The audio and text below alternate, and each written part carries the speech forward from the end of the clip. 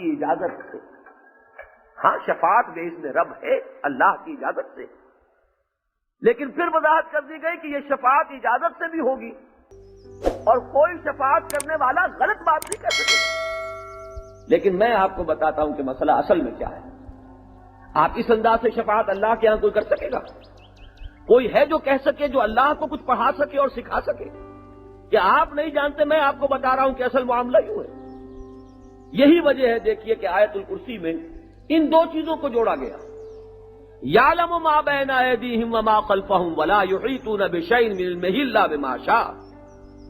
یہ علم کا معاملہ جو ہے وہ تو جانتا ہے جو کچھ ان کے پیچھے ہے اور جو کچھ ان کے آگے ہے، اور ان کا حال یہ ہے کہ نہیں جانتے کچھ بھی سوائے اس کے کہ جو اللہ تعالیٰ انہیں دے دے. تو جب علم الہی کا اور غیر اللہ وہ کوئی بھی ہو، وہ انبیاء ہوں، وہ رسول ہوں، وہ اولیاء اللہ ہوں، وہ ملائکہ ہوں، ان سب کا معاملہ یہ کہ اللہ ہی نے جتنا علم دے دیا ہے بس اتنا ہی ہے. تو یہ انداز تو وہاں کوئی نہیں اختیار کر سکتا کہ یہ آدمی اچھا ہے. یہ بات آپ کے علم میں نہیں ہے، میں آپ کو بتا رہا ہوں.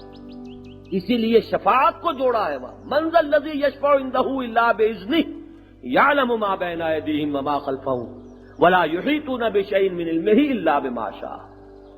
پھر یہ کہ سورہ نبا میں اس کو بھی واضح کر دیا. یوم یقوم الروح والملائکۃ صفا لا یتکلمون الا من اذن له الرحمن وقال صوابا. اس روز کے روح اور ملائکہ یہ سب کے سب کھڑے ہوں گے صفے باندھے ہوئے، اور کوئی جو ہے اسے دم مارنے کا یارہ نہ ہوگا، کوئی چوں نہ کر سکے گا، کوئی بات نہ کر سکے گا سوائے اس کے کہ جسے رحمان کی طرف سے اجازت مل جائے، اور اجازت پانے کے بعد بھی وہ بات کہے گا درست. قال صوابا، کوئی غلط بات کہنے کا وہاں کوئی تصور نہیں. تو یہ ہے اصل میں یہ آیا مبارکہ جو ہے یہ آخرت کے بارے میں محض اس بات آخرت نہیں. وہ تو جیسا کہ میں نے عرض کیا کہ یہ سورت جو ہے شروع وہاں سے ہوتی ہے کہ جہاں تک تو فطرت انسانی انسان کو لا سکتی ہے وہاں تک تو انسان پہنچا ہوا ہے، وہاں سے آگے کی بات ہو رہی ہے. لہذا وہ بات کہ ایک جزا و سزا کا دن ہے، ایک دوسری زندگی ہے، یہ تو گویا کہ فطرت انسانی اور عقل انسانی خود یہاں پہنچ گئی ہے. اب جو ایک اضافی مغالطہ ہو سکتا ہے وہ وسوسہ جو شیطان پیدا کرتا ہے تاکہ اس علم کے باوجود انسان غلط راستے پر جائے، اس میں جسارت اور ڈھٹائی اور جرت پیدا ہو جائے، تو وہ شفاعت باطلہ کا تصور ہے کہ کوئی ہے جو اللہ تعالی کی مشیت میں خلل انداز ہو سکے، جو اس کے فیصلوں کو بدلوا سکے. اب دیکھیے جیسے شرک کی ہماری بحث چلی تھی، میں نے آپ کو وہ جو ہلاک کا جو انداز ہوتا ہے وہ آپ کو بتایا کہ اشعار میں کس کس طریقے سے باتیں آتی ہیں. یہی بات آپ کو ملے گی. کوئی ملنگ جو ہے آپ کے ہاں پڑھتا ہوا گزر رہا ہوگا کہ خدا جنو پکڑے چھڑا لے محمد سے، محمد نے پکڑے چھڑا کوئی نہیں سکتا. یہ تصور، اس کو عام ایک سننے والا جو ہے جو اس سے اس کے ذہن پر اثر قائم ہوگا اس کو دیکھیے. اس کی کوئی تعویل کرنے پر آئے ادھر سے ادھر سے، وہ کھینچ تان کر کے کوئی مفہوم اس میں سے ایسا نکال دے کہ چلیے اس کو ہم کہیں کہ ٹھیک ہے. لیکن یہ کہ اس کا تصور کیا بنے گا؟ اس کا تصور جو ہے قائم ہوتا ہے ایک عام آدمی پر، وہ یہ کہ حضور کو معاذ اللہ یہ قدرت حاصل ہے کہ وہ اللہ تعالیٰ کے فیصلے کو بدلوا دے. تو پھر تو وہ اللہ تعالیٰ سے بالا تر ایک ہستی ہوگا. پھر تو معاملہ جو ہے وہ شرک کا نہیں ہے، شرک سے بھی بلند تر کوئی معاملہ ہو جائے. تو یہ ہے در حقیقت کہ جس کی نفی یہاں کی جا رہی ہے. اور اس کا اندازہ کیجئے کہ یہ صرف وہ بت پرستوں کا معاملہ نہیں ہے کہ صرف عرب کے جو بت پرست تھے وہی سمجھتے تھے کہ یہ دیویاں دیوتا جو ہیں ہمارے، یہ لات اور عزا اور منات یہ ہمارے سفارشی ہیں اللہ کے ہاں. بلکہ قرآن مجید میں بنی اسرائیل سے جہاں خطاب شروع ہوا ہے سورہ بقرہ میں، وہاں شروع میں بھی آخر میں بھی یہ مضمون اس شد و مت کے ساتھ آیا ہے. واتقوا یوما لا تجزی نفس عن نفس شیئا ولا يقبل منها شفاعة ولا يؤخذ منها عدل ولا هم ينصرون. ڈرو اس دن سے، بچو اس دن کی حسرت ناکی سے کہ جس دن کوئی کسی کے کام نہ آ سکے گا، کسی سے کوئی سفارش قبول نہ ہوگی. یہ ذہن میں رکھیے کہ شفاعت کے بارے میں قرآن مجید کے دو انداز ہیں. کہیں تو بالکل نفی ہے، نفی کلی، لا يقبل منها شفاعہ، کوئی شفاعت اس سے قبول نہیں ہوگی۔ کہیں اس بات ہوتا ہے تو الا باذنہ، لہذا زیادہ سے زیادہ یہاں آنا چاہیے۔ اس سے آگے کا کوئی تصور ہے تو وہ بالکل برش رخ پر بات ہو جائے گی، ورنہ قرآن مجید میں بہت سے ایسے مقامات پر جہاں شفاعت کی نفی کلی، ہم یہ کہیں گے کہ یہ نفی کلی شفاعت باطلہ کی ہو رہی ہے۔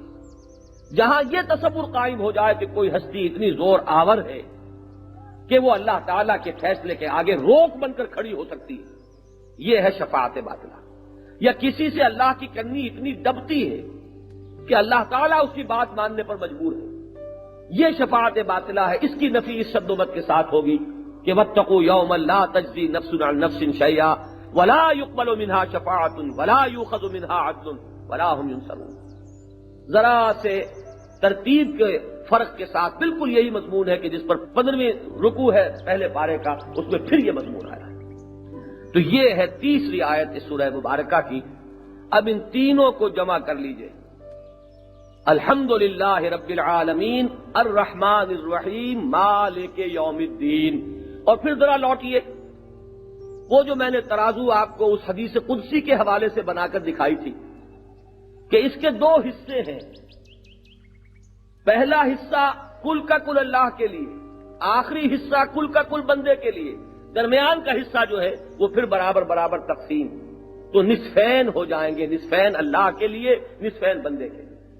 تو یہ تو ایک جملہ بنا الحمدللہ رب العالمین الرحمن الرحیم مالک یوم الدین، یعنی اس کو اگر میں ایک جملے کی شکل میں ترجمہ کروں گا تو وہ یوں ہوگا، کل شکر اور کل ثنا اس اللہ کے لیے ہے جو تمام جہانوں کا پالنہار ہے، جو رحمان اور رحیم ہے، اور جو جزا و سزا کے دن کا مختار مطلق ہے۔ یہ ایک جملہ بن گیا۔ اب اس سے آئیے درمیان کا جو جملہ میں نے عرض کیا، درمیانی آیت چوتھی آیت جو ہے، اس میں عجیب ہے کہ ایک آیت میں دو جملے ہیں، ایاک نعبد، مکمل جملہ ہے، فعل فاعل مفعول تینوں موجود، پھر وہ درمیان میں واو جہاں سے وہ ترازو کو پکڑا جاتا ہے، وَإِيَّاكَ نَسْتَعِينُ، یہ دوسرا جملہ ہے۔ یہ ایاک نعبد پر آج ہم غور کر لیں۔ اس میں جو اصل لفظ سمجھنے والا وہ ہے نعبد،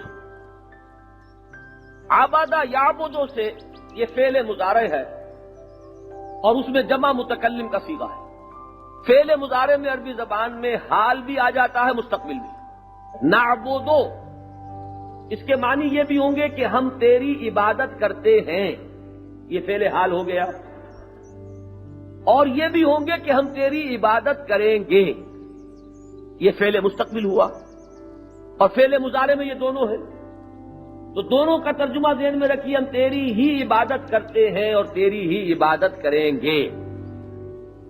پہلے ترجمے کے اعتبار سے یہ اظہار حال ہے، اور اس لیے میں اس کا اشارہ کر رہا ہوں کہ اگر فی الواقع ایسا نہ ہو اور یہ جملہ زبان سے ادا کیا جا رہا ہو تو ایک احتمال کذب بیانی کا ہو گیا، ہم تیری ہی عبادت کرتے ہیں اور نہ کرتے ہو، تو یہ کہنا جو ہے بجائے اس کے کہ کوئی کریڈٹ دلوائے، کوئی فائدہ پہنچوائے، ایک احتمال میں اس وقت عرض کر رہا ہوں، بات سمجھ لیجئے کہ چونکہ ایک اظہار حال کا پہلو اس میں ہے اور وہ ہے مخالف واقعہ، مطابق واقعہ نہیں ہے، تو اس میں احتمال کس کا پیدا ہو جائے گا۔ اور اگر اس کا ترجمہ مستقبل سے کرتے تو پھر یہ ایک عہد ہے، یہ ایک معاہدہ ہے، ہم تیری ہی عبادت کریں گے۔ عبادت کے معنی کیا ہے؟ عبد یہ در حقیقت ضد ہے مالک کا، ایک دوسرے کے جو متضاد مفہوم کے الفاظ ہوتے ہیں ان سے بھی ہم سمجھ سکتے ہیں ان الفاظ کو، تعرف الاشیاء بازدادها، تو اینٹونیمز کے حوالے سے بھی کچھ مفہوم سمجھ میں آتا ہے۔ مالک یا خود مختار اور عبد یا غلام۔